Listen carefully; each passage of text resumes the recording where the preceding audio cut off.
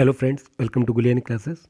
आज हम financial market operation का एक बहुत ही important topic foreign institutional investors पढ़ेंगे। फॉरेन इंस्टीट्यूशन इन्वेस्टर जो है वो स्टॉक एक्सचेंज का एक बहुत ही इंपॉर्टेंट फंक्शन ही है। स्टॉक एक्सचेंज के फंक्शंस के तौर पे हमने बहुत सारे वीडियो लेक्चर्स बनाए हैं। उम्मीद करता हूँ दोस्तों वो आपने ज़रूर देखे होंगे। अगर आपने वो वीडियो लेक्चर्स नहीं देखे हैं तो उसके लिंक आपको डिस्क्रिप्शन बॉक्स में मिल जाएंगे। दोस्तों, अगर आपने अभी तक इस चैनल को सब्सक्राइब नहीं किया है तो इसको ज़रूर करिए ताकि आपको हमारे आने वाली हर वीडियो का नोटिफिकेशन सबसे पहले मिल सके। Let's start. आज हम डिस्कस करेंगे फॉरेन इंस्टीट्यूशन इन्वेस्टर्स के बारे में। सबसे पहले वास्तव में फॉरेन इंस्टीट्यूशन इन्वेस्टर्स होते क्या हैं, ये हैं कौन, इनके बारे में हम डिस्कस करेंगे। देखिए, जो फॉरेन इंस्टीट्यूशन इन्वेस्टर जो हैं वो पर्सनस हैं या वो इंस्टीट्यूशंस हैं जो एक्चुअल में क्या है कि इंडिया के लिए, अगर इंडिया के तौर पे देखा जाए, वो इंडिया में नॉन रेजिडेंट होते हैं, यानी कि वो इंडिया में रेजिडेंट नहीं होते in the form of taxation. लेकिन वो जो है इंडिया की कैपिटल मार्केट में या तो प्राइमरी या सेकेंडरी मार्केट की सिक्योरिटीज़ में, जिसमें गवर्नमेंट सिक्योरिटीज़ भी इंक्लूड है, वो इन्वेस्ट करना चाहते हैं तो वो इन्वेस्ट कर सकते हैं। इसके लिए कुछ उनको रूल्स और रेगुलेशन फॉलो करने पड़ते हैं। तो उनको कौन से रूल और रेगुलेशन फॉलो करने पड़ते हैं?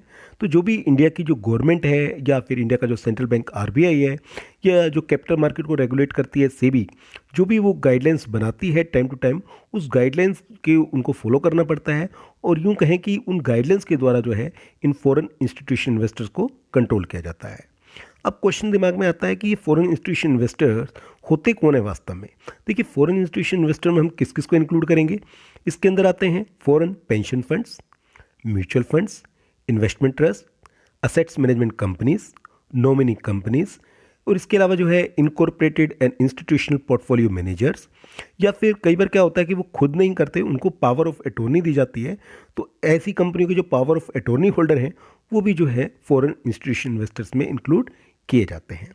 अब आता है कि क्या नेक्स्ट टॉपिक वो आता है कि क्या इनको रजिस्ट्रेशन कराना जरूरी है एफआईज को? बिल्कुल। देखिए, जब तक एफआईज जो हैं वो अपने आप को रजिस्ट्रेशन नहीं करवाएंगे तब तक वो इंडिया की कैपिटल मार्केट में, सिक्योरिटी मार्केट में ट्रांजैक्शंस नहीं कर सकते। तो एफआईज को जो है सिक्योरिटीज़ में ट्रांजैक्शन करने के लिए, खासकर इंडिया में, उनको जो है अपने आप को रजिस्टर करवाना पड़ता है। अब क्वेश्चन आता है वो कहाँ रजिस्टर करवाएंगे अपने आप को? तो उन्हें अपने आप को रजिस्टर करवाना पड़ता है सेबी के पास। तो सेबी के पास एफआईज को रजिस्ट्रेशन करवाना मैंडेटरी है, यानी कि कंपलसरी है। जब तक वो रजिस्टर्ड नहीं करवा लेते सेबी के पास, तब तक जो है वो सिक्योरिटी मार्केट में ट्रांजैक्शंस नहीं कर लेते। अब क्वेश्चन ये आता है कि किस तरीके से जो एफआईज को रजिस्ट्रेशन करेगी सेबी, उसके लिए क्या रूल्स फॉलो किए जाएंगे? देखिए, इसके लिए जो है एक कोई भी जो एफआईज अपने आप को यहाँ ट्रांजेक्ट करना चाहता है उसको जो है एक एप्लीकेशन लगानी पड़ेगी सेबी के पास। और वो एप्लीकेशन लगाने के बाद जो है सेबी उसको तय करेगी कि उसको हमें एफआई का रजिस्ट्रेशन सर्टिफिकेट देना है या नहीं देना है। तो इसके लिए क्या करना पड़ता है? एफआईज को जो है अपने आप को ना इस्टेब्लिश करना पड़ता है, इनकॉर्पोरेटेड करना पड़ता है। और किस किस फॉर्म में वो जो एफआई है वो इस्टेब्लिश हो सकता है, इनकॉर्पोरेटेड हो सकता है? देखिए, वो जो है एक पेंशन फंड या म्यूचुअल फंड के रूप में हो सकता है, या इन्वेस्टमेंट ट्रस्ट के रूप में इनकॉर्पोरेटेड हो सकता है। इसके अलावा जो है वो एक असेट्स मैनेजमेंट कंपनी के रूप में, या फिर वो नॉमिनी कंपनी के रूप में, या फिर वो इंस्टीट्यूशनल पोर्टफोलियो मैनेजर के रूप में हो सकता है। अब जहाँ तक सवाल है इंस्टीट्यूशनल पोर्टफोलियो मैनेजर की बात, वो भी जो है दो तरह के हो सकते हैं। एक तो होते हैं ब्रॉड बेस्ड फंड्स, एक होते हैं प्रोप्राइटरी फंड्स। तो दिमाग में क्वेश्चन आता है कि ये ब्रॉड बेस्ड फंड्स कौन से होते हैं और प्रोप्राइटरी फंड्स कौन से होते हैं जो उनकी बिहाफ पर जो है यहाँ पर इन्वेस्ट करना चाहते हैं। देखिए, जहाँ तक सवाल है ब्रॉड बेस्ड फंड, ये शॉर्ट क्वेश्चन में भी आ सकता है एग्जाम के अंदर।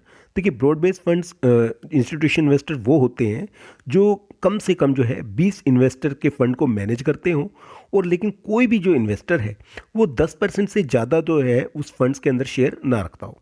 यानी कि उसमें ब्रॉड बेस्ड फंड्स के अंदर जो एफआई आ रहा है उसके अंदर में कम से कम 20 इन्वेस्टर का होना जरूरी है। 20 से कम इन्वेस्टर नहीं होने चाहिए। लेकिन साथ में एक और कंडीशन भी लगा दी कि वो कोई भी इन्वेस्टर जो है वो 10% से ज़्यादा होल्डिंग ना रखता हो, कि मैक्सिमम से मैक्सिमम जो है उसका जो इन्वेस्टमेंट है उसमें 10% से ज़्यादा नहीं होना चाहिए टोटल जो फंड मैनेज कर रहा है एफआई। लेकिन ये जो कंडीशन है वो प्रोप्राइटरी फंड्स पर एप्लीकेबल नहीं होती। तो ये इनडायरेक्टली एक तरीके से हमें आंसर मिल गया कि प्रोप्राइटरी फंड्स क्या होते हैं। प्रोप्राइटरी फंड्स जो इस कंडीशन को पूरा नहीं करते, यानी कि उनके लिए ये जरूरी नहीं है कि 20 इन्वेस्टर्स का होना, ऐसा जरूरी नहीं है। इसके अलावा किसी भी इन्वेस्टर के लिए कोई ऐसी सीमा नहीं बांध रखी, ऐसी कोई लिमिटेशन नहीं बांध रखी कि वो 10% से ज़्यादा इन्वेस्टमेंट नहीं कर सकते। इसके अलावा वो और किस फॉर्म में हो सकते हैं? देखिए, वो ट्रस्टी के रूप में हो सकते हैं या पावर ऑफ अटॉर्नी होल्डर, जिनको पावर ऑफ अटॉर्नी दी गई है, वो भी जो है जो हमने अभी डिस्कस किया है उस फॉर्म में जो है इन्वेस्ट कर सकते हैं। यानी कि या तो वो ब्रॉड बेस फंड्स के रूप में इन्वेस्ट कर सकते हैं या वो प्रोप्राइटरी फंड के रूप में इन्वेस्टमेंट कर सकते हैं। इसके अलावा और किस फॉर्म में वो इनकॉर्पोरेटेड हो सकते हैं?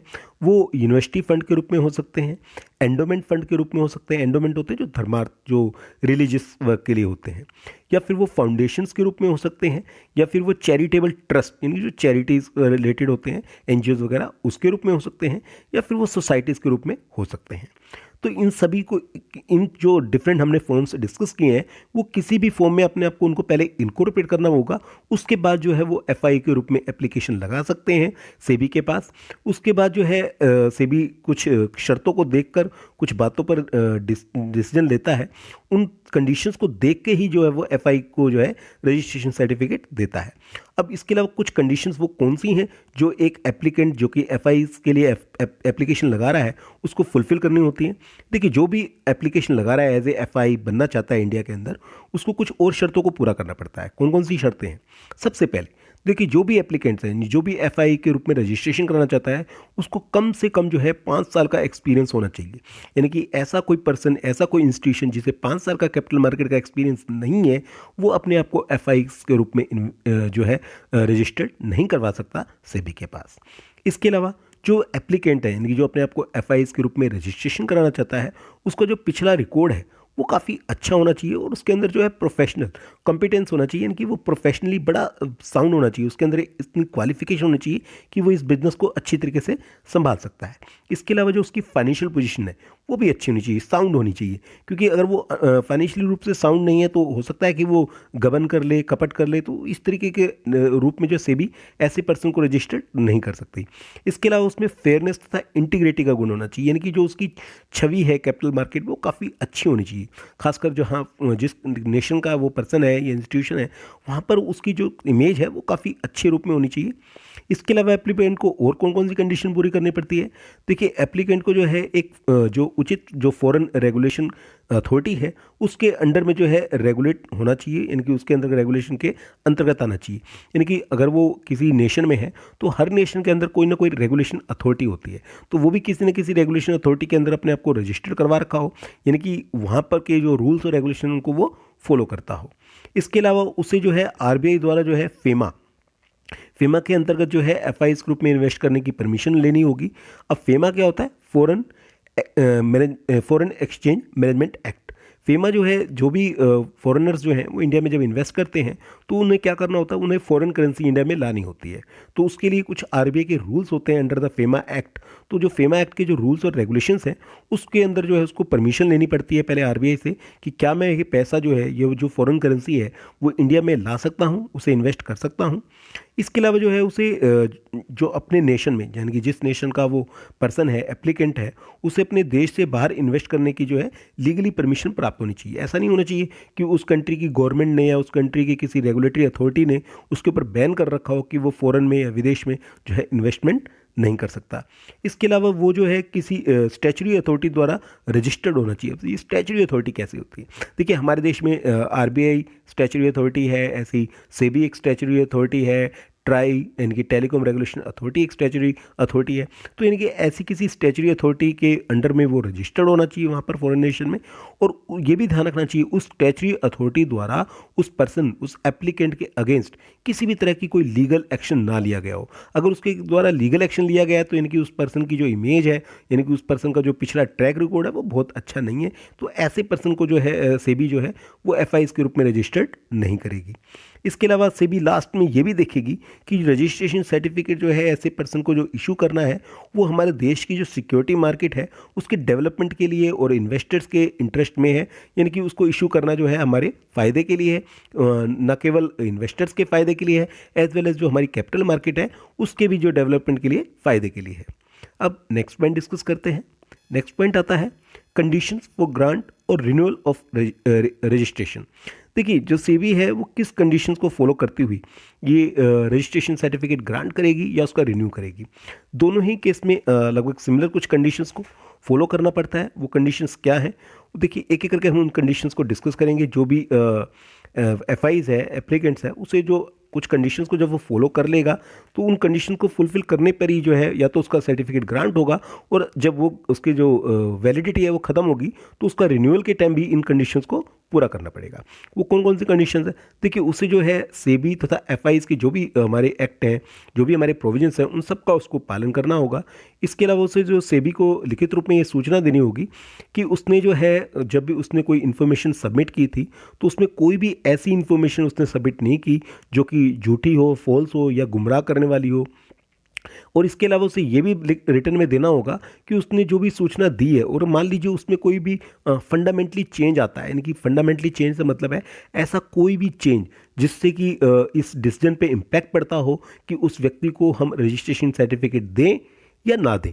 अगर ऐसा कोई इम्पैक्ट पड़ता है तो उसे इस ऐसी चेंजेस को सेबी को बताना जरूरी है। अगर वो इस बात को छुपाता है तो आगे जाके फिर उसके लिए दिक्कत आ सकती है और उसको रजिस्ट्रेशन सर्टिफिकेट कैंसिल भी किया जा सकता है। इसके अलावा और कौन कौन सी कंडीशन पूरी करनी पड़ती है? देखिए, क्योंकि वो सिक्योरिटी मार्केट में ट्रांस कर रहा है इसलिए उसको एक कस्टोडियन की जरूरत पड़ेगी। तो इसलिए जो है उसे डोमेस्टिक कस्टोडियन, यानी कि हमारे नेशन में जो कस्टोडियन है उसको अपॉइंट करना होगा। और इंडिया में कोई भी इन्वेस्टमेंट करने से पहले जो है उसे उनके उस कस्टोडियन के साथ जो है एक एग्रीमेंट करना होगा, तभी वो जो है सिक्योरिटी मार्केट में ट्रांजैक्ट कर सकता है। और वो जो कस्टोडियन है वही उसकी जो सिक्योरिटीज़ है उसको उसकी देखभाल करेगी, यानी कि उस सिक्योरिटीज़ को जब वो बाय और सेल करेंगे तो जो उसी जो सिक्योरिटीज़ है बाय के टाइम उस कस्टोडियन के पास आएगी और सेल के टाइम उस कस्टोडियन से जाएगी। इसके अलावा उसे और क्या क्या कंडीशन पूरी करनी पड़ती है? देखिए, उसे इंडिया में कोई भी इन्वेस्टमेंट करने से पहले उसे एक जो है डेजिग्नेटेड बैंक के साथ जो है एक अकाउंट खोलना पड़ेगा। किस टाइप का अकाउंट खोलना पड़ेगा? वो अकाउंट होगा फॉरेन करेंसी से रिलेटेड, नॉन रेजिडेंट रुपये के लिए, क्योंकि ऐसे ही कोई भी जो है फॉरेन करेंसी हमारे इंडिया में एंट्री नहीं कर सकती। उसके लिए कुछ रूल्स और रेगुलेशंस होते हैं आरबीआई के। उन रूल्स और रेगुलेशन के अकॉर्डिंग जो है उसे पर्टिकुलर एक बैंक के थ्रू फॉरेन करेंसी को लाना होगा। चाहे वो बाय करते वक्त जो है वो फॉरेन करेंसी वहाँ से ली जाएगी और जब सेल किया जाएगा तो उसका अमाउंट भी उसी बैंक में डिपॉजिट किया जाएगा। तो उसे एक डेजिग्नेटेड बैंक के साथ जो है इस रिगार्डिंग एग्रीमेंट करना होगा। इसके अलावा जब भी वो इंडिया में इन्वेस्टमेंट करेगा, चाहे वो सब अकाउंट में से अगर मान लीजिए इन्वेस्टमेंट कर रहा है तो सब अकाउंट में इन्वेस्टमेंट करने से पहले जो है उसे सेबी की परमिशन लेनी होगी और ऐसे सब अकाउंट का जो है उसे रजिस्ट्रेशन कराना होगा सेबी के पास और एफआईज के जो भी रूल्स और रेगुलेशन है उसके द्वारा। ठीक है। अब इन सब कंडीशंस को जब चेक कर लेती है सेबी, फिर ये भी सोचती है कि क्या ऐसे व्यक्ति को, ऐसे एप्लीकेंट को जो है रजिस्ट्रेशन सर्टिफिकेट दिया जाए या फिर ना दिया जाए। जब सेबी को इस चीज़ का पूरा विश्वास हो जाता है कि एप्लीकेशन ने, जो भी एप्लीकेंट है उसने अपनी जो एप्लीकेशन लगाई है वो पूरी तरीके से कंप्लीट है और जो भी उसने पर्टिकुलर्स दिए हैं, जो भी उसने इन्फॉर्मेशंस दी हैं वो बिल्कुल कंप्लीट है और वो सारी कंडीशंस को फॉलो कर रहा है, तो उसे 3 महीने के अंदर जो है सेबी जो है रजिस्ट्रेशन सर्टिफिकेट इशू कर देती है। इसके लिए जो सेबी उससे कुछ रजिस्ट्रेशन फ़ी भी चार्ज करती है और वो होती है $10,000। आई अगेन रिपीट, $10,000 उससे फीस लेती है। उसे कब ये डिपॉजिट करानी पड़ती है? जैसे ही सेबी से उसको इन्फॉर्मेशन मिलती है कि उसे रजिस्ट्रेशन सर्टिफिकेट इशू किया जाएगा तो उसके इन्फॉर्मेशन मिलने के 15 दिन के अंदर जो है ये अमाउंट जो है उसको सेबी के पास जो है डिपॉजिट कराना पड़ता है। और ये जो सर्टिफिकेट इशू किया जा रहा है एफआईए के लिए, वो उसकी जो वैलिडिटी है, ये नहीं कि ये परमानेंट है, उसकी वैलिडिटी है 5 साल। 5 साल के बाद जो है उसे अगेन इस सर्टिफिकेट को रिन्यू कराना पड़ेगा। और मैंने जैसा पहले बताया कि जो टर्म्स एंड कंडीशन हमने अभी डिस्कस की ग्रांट करते वक्त, वही टर्म्स एंड कंडीशंस जो है दोबारा से 5 साल बाद चेक की जाएगी और फिर दोबारा से भी सोचेगा कि उसका जो सर्टिफिकेट है एज ए एफआईएस के रूप में उसको रिन्यू किया जाए या फिर ना किया जाए। अब हम नेक्स्ट पॉइंट डिस्कस करेंगे। नेक्स्ट पॉइंट आता है इन्वेस्टमेंट कंडीशंस एंड रिस्ट्रिक्शंस। देखिए क्या क्या इन्वेस्टमेंट कंडीशंस जो हैं वो लगती हैं एक एफआईएस के रूप को, जब वो इंडियन की सिक्योरिटी मार्केट में जब इन्वेस्ट करता है उसे जो है इन सारी कंडीशंस को फुलफिल करना होता है। अब पहला तो ये क्वेश्चन आता है कि वो कहाँ इन्वेस्ट कर सकता है। देखिए वो इंडिया की कैपिटल मार्केट में जो है, चाहे वो प्राइमरी मार्केट है चाहे वो सेकेंडरी मार्केट है, उन सब की सिक्योरिटीज़ में इन्वेस्टमेंट कर सकता है। अब उसमें कौन कौन सी सिक्योरिटीज़ आती हैं? उसमें शेयर्स भी आते हैं, डिबेंचर्स भी आते हैं, कंपनी के वारंट्स भी आते हैं। अब यहाँ पर यह भी ध्यान देने वाली बात है, चाहे ये सिक्योरिटीज़ लिस्टेड हों या अनलिस्टेड हो, दोनों ही सूरतों में वो इन्वेस्ट कर सकता है। इवन ये भी हो सकता है कि वो सिक्योरिटीज़ अभी तो लिस्ट नहीं है, लेकिन आने वाले टाइम में है या जल्दी ही वो इंडिया के किसी रिकॉग्नाइज स्टॉक एक्सचेंज में लिस्टेड होने वाली हो। तो इन सभी सिक्योरिटीज़ में वो इन्वेस्टमेंट कर सकता है। और कहाँ इन्वेस्टमेंट कर सकता है? जो भी स्कीम्स की यूनिट्स होती हैं, यानी कि जो म्यूचुअल फंड्स की यूनिट्स होती हैं जो कि इंडियन डोमेस्टिक म्यूचुअल फंड द्वारा इशू की गई हो, उसमें भी इन्वेस्ट कर सकता है, जिसमें यूटीआई भी शामिल है, जो सबसे पहला इंडिया का म्यूचुअल फंड था, उसकी यूनिट्स हैं वो भी इंक्लूड है। अब ये भी यूनिट्स जो है चाहे वो लिस्टेड हो या नॉन लिस्टेड हो, दोनों ही सूरतों में जो है एफआईज इनमें इन्वेस्ट कर सकता है। इसके अलावा एफआईज के ऊपर एक कंडीशन और आती है, तो वो कंडीशन क्या आती है कि एफआईज को जो है इक्विटी शेयर्स या इससे रिलेटेड इंस्ट्रूमेंट्स में जो है अपने खुद का जो इन्वेस्टमेंट्स है, चाहे वो अपने अकाउंट से कर रहा हो चाहे वो सब अकाउंट से कर रहा हो, उसे टोटल इन्वेस्टमेंट का 70% कम से कम जो है 70%, यानी कि अगर मान लीजिए वो 100 करोड़ लगा रहा है तो उसका 70% यानी 70 करोड़ जो है कम से कम, या तो वो इक्विटी शेयर्स या इससे रिलेटेड जो भी इंस्ट्रूमेंट्स हैं उसमें इन्वेस्ट करना उसके लिए ज़रूरी है।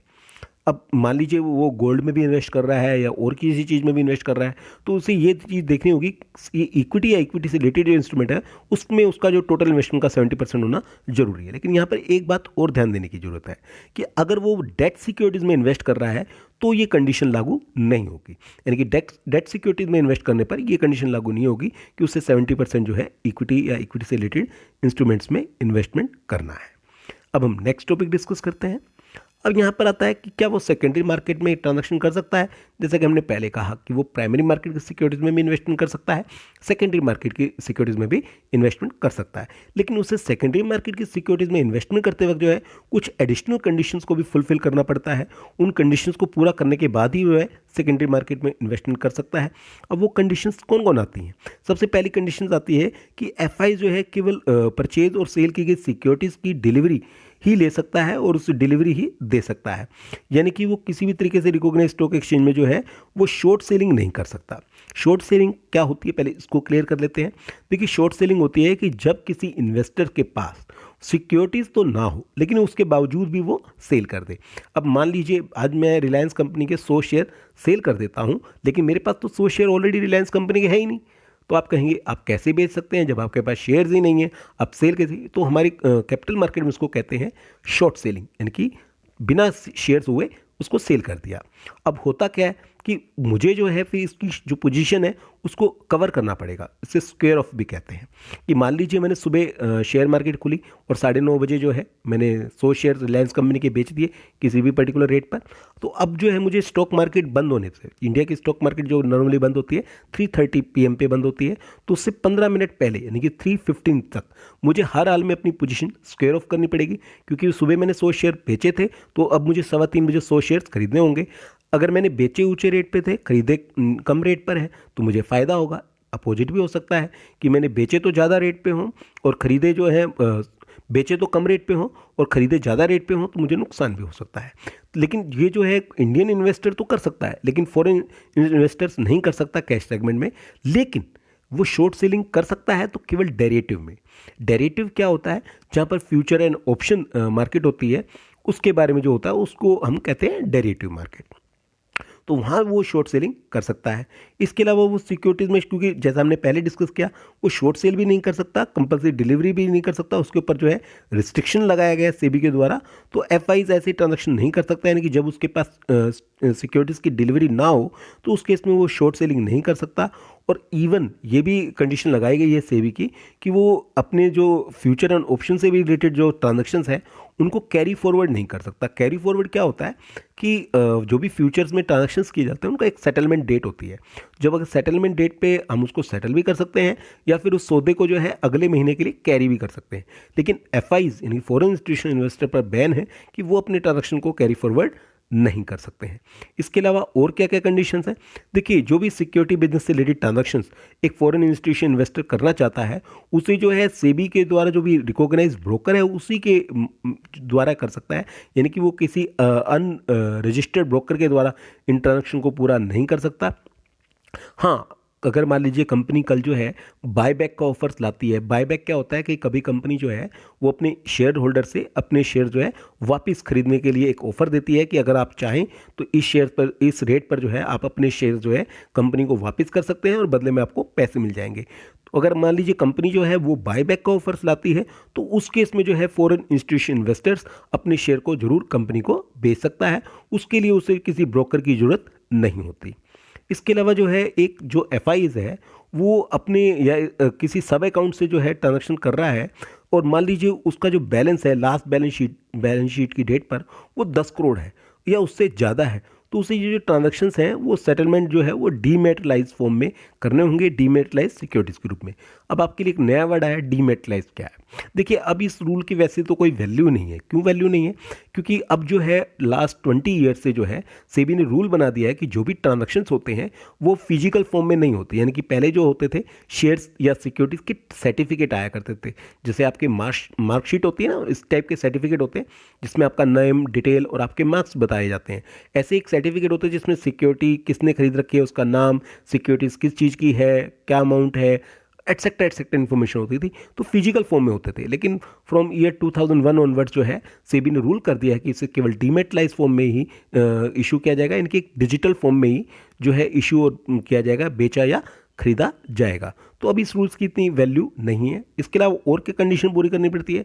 देखिए जो भी सिक्योरिटीज़ है उसको रजिस्टर्ड करवाना जरूरी है। रजिस्टर्ड किसके नाम पर होगी? अगर मान लीजिए एफआई जो है इन्वेस्टमेंट अपने नाम पर कर रहा है, अपने लिए कर रहा है, तो नेचुरली एफआई के नाम पर होगी।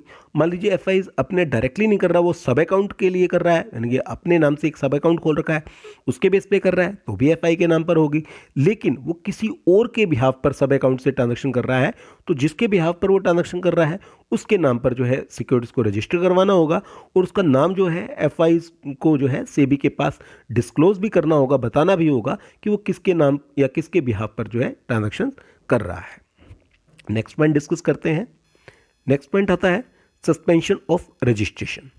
अब दिक्कत यह आती है कि क्या एफआई का जो रजिस्ट्रेशन सर्टिफिकेट है उसका सस्पेंशन किया जा सकता है? बिल्कुल किया जा सकता है। किस केस में सस्पेंशन किया जा सकता है?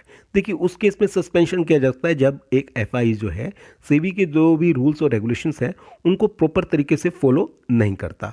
अब वो किस किस तरीके के तरीके आते हैं, कौन कौन से रूल्स हैं, अगर वो उनको फॉलो नहीं करता तो उसका जो सर्टिफिकेट है वो सस्पेंड किया जा सकता है।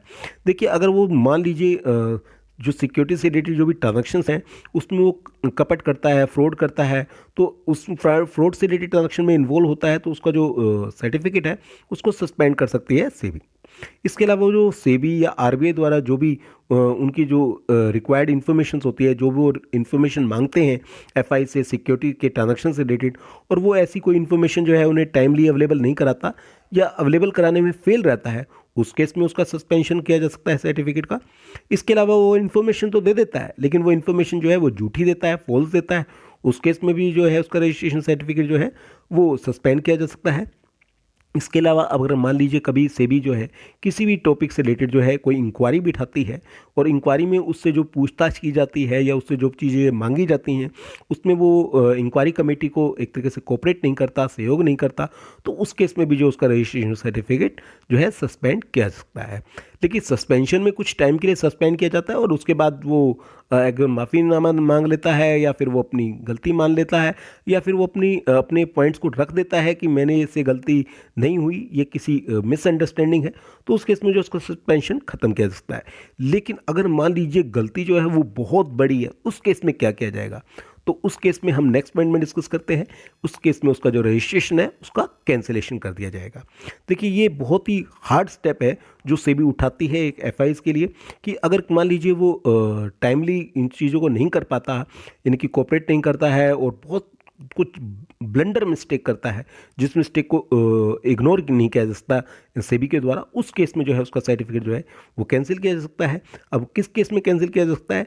अगर मान लीजिए जो वह जो सिक्योरिटी के प्राइसेस हैं उसमें वो धोखेबाजी करता है, फ्रॉड करता है या फिर प्राइसेस को जानबूझकर जो है आर्टिफिशियल रूप से बढ़ा देता है जिसे हम प्राइस रीजिंग भी कहते हैं, या फिर जो मार्केट को कंट्रोल करने की कोशिश करता है, मैनिपुलेट करने की कोशिश करता है जिससे कि जो मार्केट की जो स्मूथ फंक्शनिंग है उसमें हर्डल्स क्रिएट होते हैं, यानी कि उस जो मार्केट जो है वो स्मूथली फ्लो नहीं करती, उसमें बहुत ज़्यादा अप्स एंड डाउन्स आते हैं, उसकी फंक्शनिंग प्रॉपर वे में नहीं होती, या फिर सिक्योरिटी मार्केट या इन्वेस्टर्स का जो इंटरेस्ट है उस पर नेगेटिव इंपैक्ट पड़ता है, तो उस केस में जो है उसका जो सर्टिफिकेट है वो कैंसिल किया जा सकता है।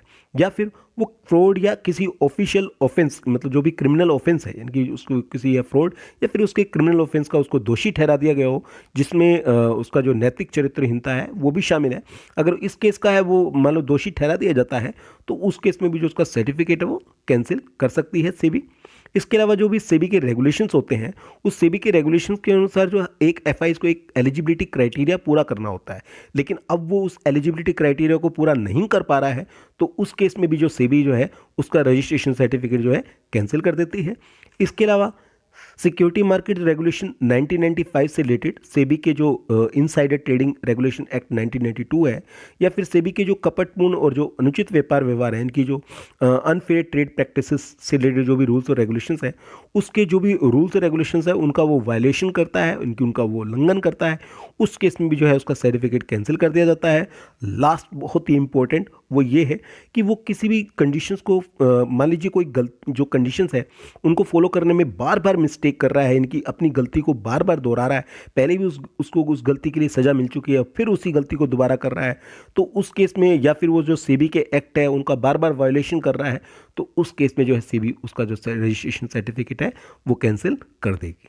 तो आज हमने बहुत ही इंपॉर्टेंट टॉपिक डिस्कस किया कि जो फॉरेन इंस्टीट्यूशन इन्वेस्टर्स हैं उसका हमने स्टार्टिंग से ही डिस्कस किया कि क्या उसका मीनिंग है, किस तरीके से उसको रजिस्ट्रेशन कराते हैं, उसके रजिस्ट्रेशन किन टर्म्स एंड कंडीशन पर दिया जाता है, उसको सिक्योरिटी मार्केट में ट्रांजैक्शन करने के लिए क्या क्या रूल्स रेगुलेशन को फॉलो करना पड़ता है, और किस केस में जो है उसका जो रजिस्ट्रेशन सर्टिफिकेट है वो सस्पेंड या कैंसिल किया जा सकता है। रेफरेंस बुक के तौर पर आप कल्याणी पब्लिकेशन की बुक शशि के गुप्ता एंड अदर पढ़ सकते हैं। इसी तरीके से वीके पब्लिकेशन की book Alok Goyal and other पढ़ सकते हैं। दोस्तों, इस चैनल को सब्सक्राइब करना मत भूलिएगा। अगर आपको ये वीडियो पसंद आई है तो इसको जरूर लाइक करिएगा। आप इस वीडियो को अपने दोस्तों के साथ शेयर करिएगा, ना केवल अपने कॉलेज के दोस्तों के साथ शेयर करिएगा बल्कि अदर कॉलेज के दोस्तों के साथ भी शेयर करिएगा। आज हमने जो भी टॉपिक डिस्कस किया उससे रिलेटेड आपकी कोई भी क्वेरी है तो उसे कमेंट बॉक्स में जरूर डालिएगा। आप अपनी क्वेरी हमें ईमेल भी कर सकते हैं। हमारी ईमेल आईडी gulianiclasses@gmail.com पर।